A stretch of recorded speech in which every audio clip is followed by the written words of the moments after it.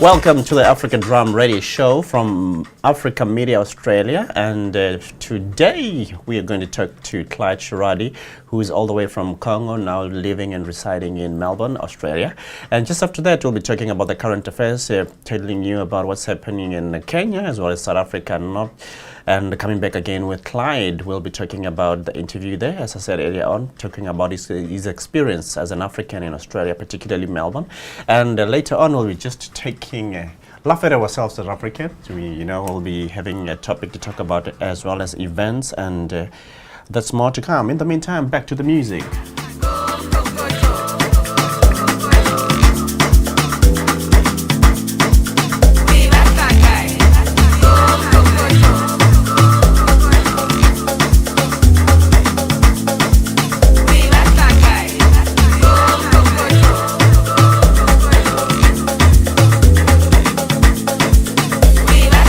And that's a very beautiful tune there, all the way from South Africa, in the southern part of Africa, and that's music of the girl. It's called Ibatlakai Komkokoto. Simply means, translated in English, that is, it simply means, where do you want it? On your back. Yeah, that's exactly that. I don't know exactly the meaning of it, but then it just makes sense to me.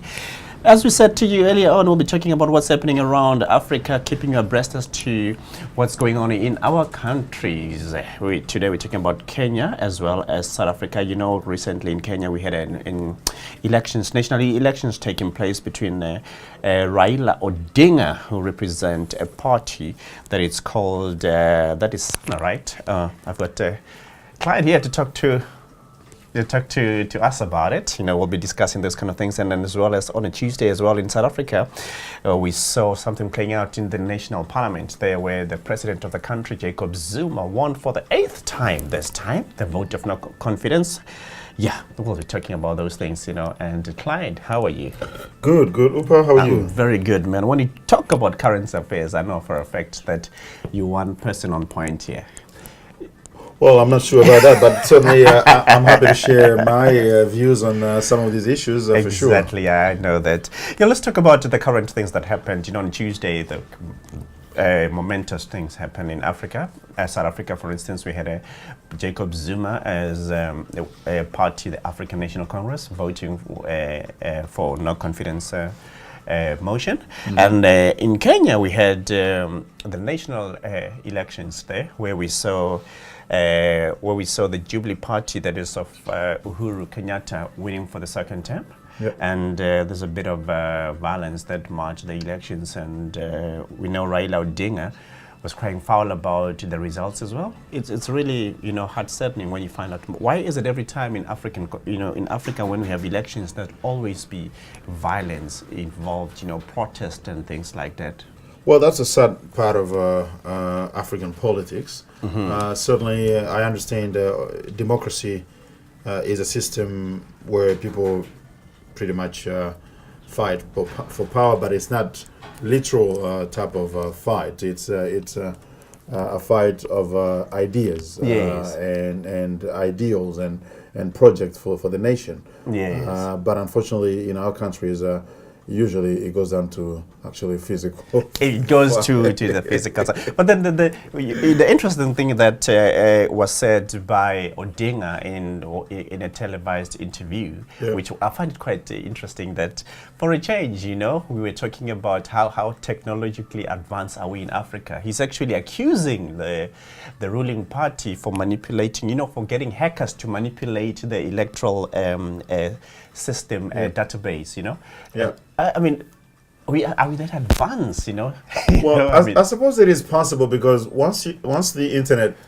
is on, then people don't have to physically be in Kenya even to be able to hack into the system. We had that before, didn't we? Somewhere around the world. That's right. They can be 10,000 miles away. Yeah. They can still access that. But whether that actually happened or not, that's a different matter. I don't think that actually happened. And if it did, well, as long as there are, there is evidence of that, then that's something can be looked at.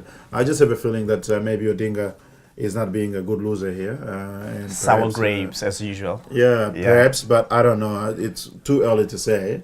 As a journalist, I always want to give myself time to let the events run their course, and perhaps evidence may come to light. And if that is substantiated, then that's something needs to be looked at. But then, as we said, that congratulations to the ruling party there, that is the Kenya Uhuru's party, which is called Jubilee Party, for winning the elections. And we hope that, well, since you won in a very convincing way. Absolutely, because you remember the previous election, there were also issues. Yes, there were.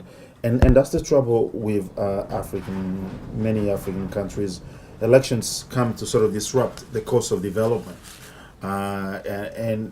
which is why myself I'm convinced that perhaps the Western style of democracy is not necessarily the best for us, because rather than elections being an opportunity to renew the political personnel, it becomes in itself it sort of short circuit the not only the political but the developmental the development machine, and that for me worries, because I want to see Africa rise and I want to see the communities develop and from poverty being reduced. But most of the time these elections end up stopping development. Let's just hope this time then definitely that will happen, and we wish the people of Kenya the best of luck. And coming to South Africa this time, let's just go down this time to the southern tip of Africa, and another one played out that was quite interesting there, and we saw on Tuesday the South African President Jacob Zuma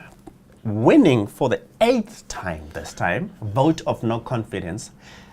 We saw him winning that. It's surprising, isn't it? Well, perhaps not all that surprising. The interesting thing is that the president of South Africa is being accused, and he was found. The Constitutional Court of the country found him as a person who has broken the Constitution law, and here he is being charged with, chief amongst them is corruption. State entities are in tatters. Apparently he's giving power to friends and family members, raiding the state coffers and things like that. Every time you open the South African newspaper, there's always something coming up that the president is being accused of. And here he is again, he wins. Well, I suppose it was widely expected for those who know South Africa. I mean, you probably would tell me more about South Africa. I only sort of watch and read things from far. Yes, but one thing is clear, Zuma has got a lot of enemies. Zuma has got a lot of, there are a lot of protesters and people who don't like what he's doing. And but for some reason, he keeps coming back. He is not going anywhere. I suppose it is an ANC problem. They still want him. They still think he's their man. But it's just, for me, with all the allegations, I know they need still to be tested in court. In the court of laws, Yeah, but there's quite a lot of meat in there to see that there's something not working right with Zuma's presidency. Yes. And I know what he's done in the Congo. I'm from the Congo. Yes. He's been supporting the president of the Congo, Kabila, there. And, he's got a lot of economic interest in the Congo. Kabila is out of mandate. He no longer has legitimacy in the Congo. That's because he was supposed to go by the 31st of December last year. But Zuma is still supporting him and all that sort of thing. Now, this is not a Congo problem, but I think there is an issue with Zuma. I hope South Africa resolve this Zuma quagmire. The Zuma quagmire. But the interesting thing again from the opposition this time, they said that even though they might have lost the battle, but then they definitely win the war. Yeah. In a sense that there were certain members of the African National Congress, members of parliament from the African National Congress, who actually sided with the opposition. Well, and I suppose this is the first time it is the first time in all the past seven motions. Attempts. Yes. Well, I suppose that's some development there. I don't know whether it is something again that potentially could be orchestrated by Zuma himself. Who knows? Smoke and mirrors here. We're talking about smoke and mirrors here, don't you? It could well happen. But at least this time, some ANC members.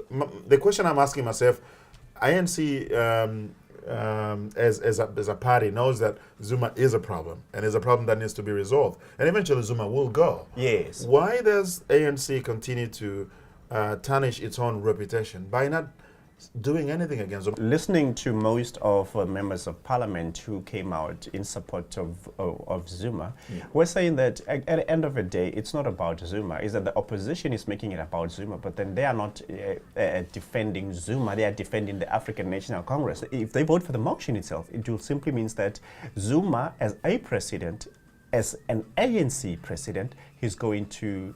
It's like succumbing to the wills of the opposition. Yeah. So what do you say to something like that? That I do understand. That's a political argument. However, if they shouldn't wait for the opposition to come and clean their own mess. If Zuma is becoming a mess, let's just put things clearly. Zuma is becoming a problem for ANC. So is that what you think? Yeah, in my view, because the more Zuma stays and all these things keep coming in the press and eventually to court, that is going to continue to affect ANC long term. So these guys have to see the future of ANC 10, 20 years from today.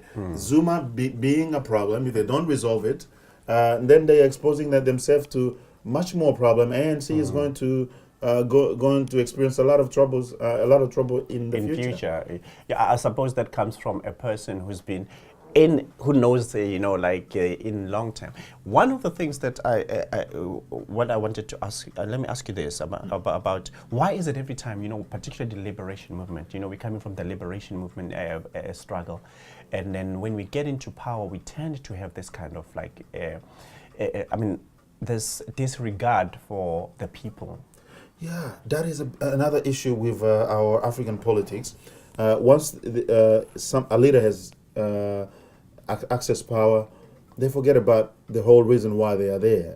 It's to try to lead the country to take it to a better situation. But most of the time, many of our leaders just cling to power because they want to keep it for as long as it is possible, and it doesn't matter if the whole country is going into ruins. As long as they're keeping their power. That's what matters really for them. And that's a sad situation. We're starting to see change. There are some leaders who are, an example of Tanzania, for example, with Magufuli coming, the former president went without any problem. But even let's take the case of Rwanda, Kagame. He's a good president. He's done wonderful things for. And he won overwhelming. Yeah, it's almost 100%, man. Exactly, it's almost 100%. Yes. I mean, I know. I can't speak on behalf of the people of Rwanda. Yes. They probably need Kagame.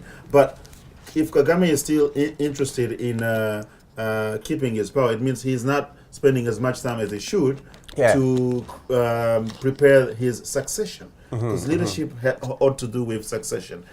Once you're gone, those who come after you, if they can do as good as you and even better than you, that's when you can really be successful. Because if you are successful on your own term and the next thing happens, the one who comes, ruins the whole thing, then you haven't been successful at all. That's quite unfortunate. It is. It is very unfortunate. I would love to talk more about it, but unfortunately, due to time, then we'll have to leave it here.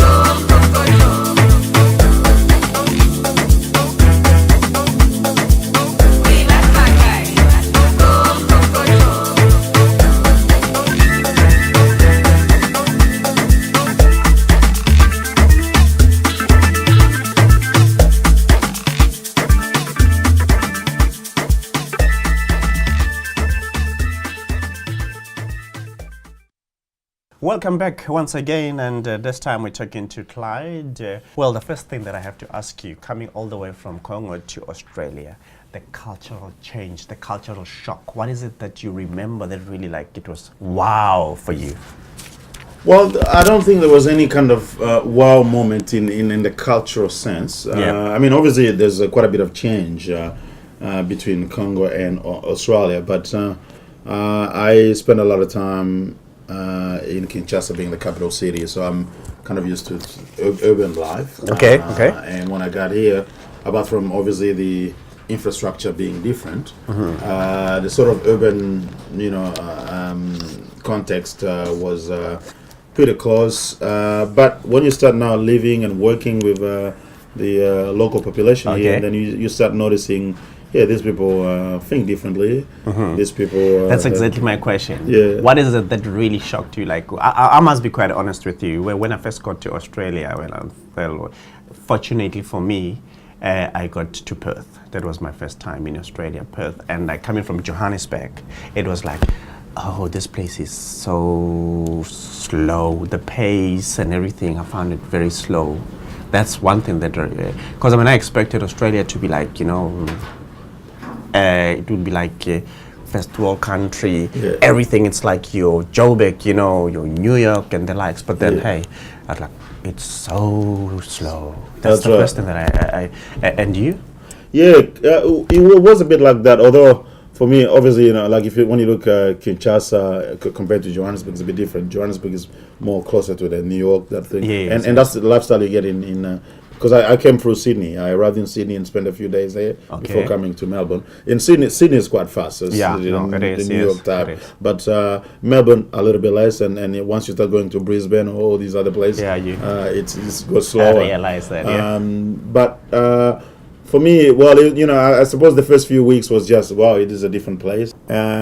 It's when I started getting a job, that's when things started changing, and the interaction with the Australian people and all that. Yeah, everybody's doing their own thing and all that sort of thing. And even if when you start talking to someone, you start sort of building some rapport. It takes a little while. It's all superficial. It's not like in Africa when you become friends with someone, it clicks. That's exactly one thing that also I can also say. Even today, having been in Australia for quite some time, I still have a problem. It's just, for me, that was one of a cultural shock thing. Like I'm used to greetings, your basic greetings. And here when you greet people, they look at you as in like, there's something wrong with you. Sometimes they don't even answer you. That's a cultural shock for me. It's like you get into a train, you get into a bus, you sit next to a person. The first thing that comes into my mind, it's an instinct. Instinctively it would be like, how are you? Yes. And like they look at you as in like, what's going on here? Yeah. I got shocked too. But then you find some very nice people every now and then, especially older people. They're very nice and they're interested in that human sort element. Want to know where you're from and want to have your story and what brings you here. And what happened to you. Things like that. Are you from Congo? Yeah. Do you know John who lives in Kenya? As in your neighbor, something like that. That's right, stuff like that. But then that. You get to discover that there's a lot of ignorance about Africa. Exactly. People have absolutely no idea. They think Africa is one country and Nelson Mandela was the president. Tell me in particular Melbourne, since you're residing in Melbourne, any difficulties you find as an African in Melbourne? No, in fact, for me, I've had quite a pretty smooth run. I've never really had any particular issue in the whole time I've been in Melbourne for over 18 years. I see element of racism, for example, for people. I try to question them into a very deep type of conversation, and a lot of times they run away because they just can't justify. So that you would say that a lot of things happen, but then fortunately for you, you haven't had them like on personal level. An observation of that kind of situation. Yeah, I've observed some, and even I've been in the middle of some of it, but the way I engage with people, like when people make racist would you comments, call that incidents like that as in something that happens often, or is this just an isolated incident in Melbourne? Well, it's a difficult question. In my experience, yes, it's tends to be quite isolated. Okay. But because I've been in the media for quite a while, I've heard lots of stories, and I've seen quite a lot of stories of really hard type of racist behaviors and stuff. So, but Australia is still a pretty good country. I've I've been in some other places in Europe and there are some places where you really get it in your face but But in this instance, it's it's something that happens, but then unfortunately, fortunately, not something that you can actually say that it's something that is ingrained within the society. It's isolated individuals, Yeah, in Melbourne, you tend to have less of those.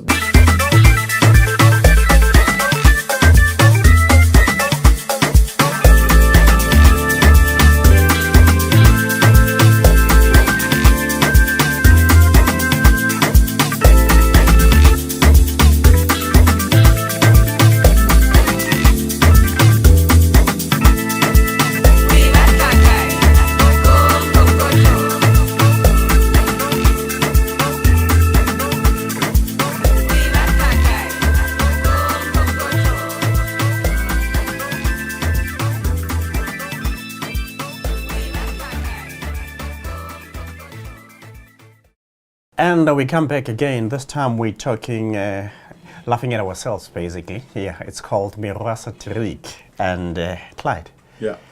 Why is it every time, when a black person in particular, in this instance we're talking about a black person, is making it in life, he's doing something good, succeeding, there will be another person who comes up, sneaks from behind and will come and say negative things and try to pull him or her down?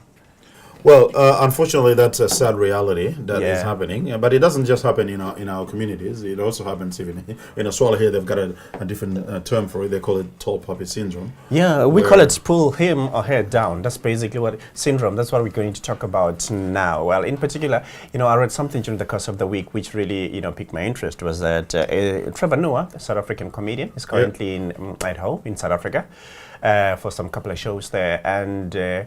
One of the things he had to defend himself, unfortunately, from a barrage of Twitterati. What do you call them? Twitteratis. I'm not in social media, so I don't know much about that. Tweets. But they've been accusing him. They're saying that why did he? He bought a house for is it an apartment in New York for $10 million, which is approximately 130 million in South African rands. And a lot of people are saying then, why didn't he spend that money at home? Like, for instance, helping out in terms of education, investing it in the country, blah, blah, blah. And his response was that, he finds it quite interesting that people are saying that all these kind of things, but then the president of the country, spent 245 million of taxpayers' money on his own household, building his own house. I think you know a bit about the Nkandla story, the Nkandla saga. Yes. So, but so to me, that's what I thought of. So, why would you wanna say all these negative things about a person, and more especially his own money? It's strange, isn't it? Trevor Noah is a success, African success for that, on the world stage. Yeah, we should all be happy. And in fact, that.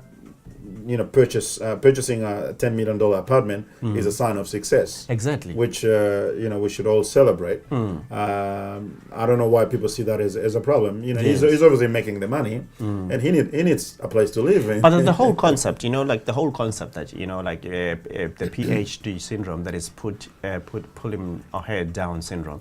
Why do we tend to have that? Well, I think it comes from the fact that obviously, many of our communities are still very poor. Yes. And we've developed over the generations what I call poverty mentality. Okay. And that affects how we understand and, I suppose, internalize success. And when we see other people succeeding, there's that feeling in us that there's a bit of jealousy. There's a little bit of why couldn't it be me and all that sort of thing. So if it was me, basically, if it was me, then I would donate that money to a cause. That's right. So do you really think you can do that? Yeah. Well, what people don't know is your psychology before you get the millions. Yes. Is very different from when you actually get the millions. When you have it when you have it, you develop a whole new psychology. Yeah. A whole new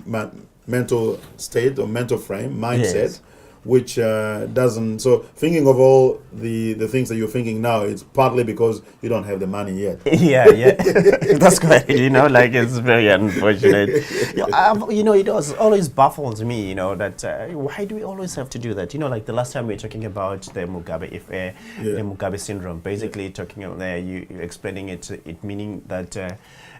People cling to power, more especially the African leaders. Once they taste that power, they'll definitely make sure that they'll keep it on. Yeah, and that's actually, these two things are connected. Exactly, that's what I was thinking. Exactly, because that's really why it caught my eye, because of the last time we were talking about that. And the next thing here it is, somebody's coming home, instead of welcoming him and being happy and being proud of him, the first thing that you ask him is like, why did you have to do this? Why does you have to explain yourself to people? Absolutely. And what people don't know, that sort of thing actually encourages people to detach themselves that's from basically their roots. Because tomorrow, then you'll be the very same person who will be saying to me that, Oupa, since you've been in Australia, you don't come home.